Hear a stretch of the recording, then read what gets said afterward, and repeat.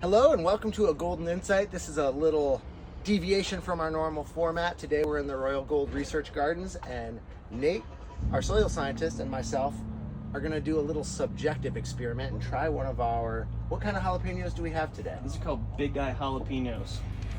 Big Guy Jalapeños. We're going straight, no chaser. Nate and I are doing the Big Guy Jalapeno Challenge. Oh, here we go, bro. We don't even have beverages. Let's do it. All right. Pick your poison, my friend.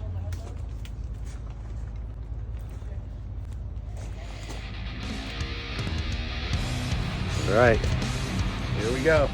Cheers. I think I might have taken a bigger bite. Not too bad. No, that's pretty good for a jalapeno. That's got some good flavor.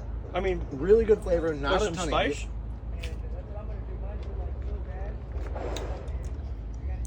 of Feel my cheeks get a little warm. This is good for a jalapeno. I feel like I didn't really get into the seeds much. I'm starting to feel that after warm. I'm gonna give it another bite. That's wholly tolerable. Oh, get those seeds. I think these would make a perfect stuffing pepper. Thanks for joining us on another spicy Golden Insights.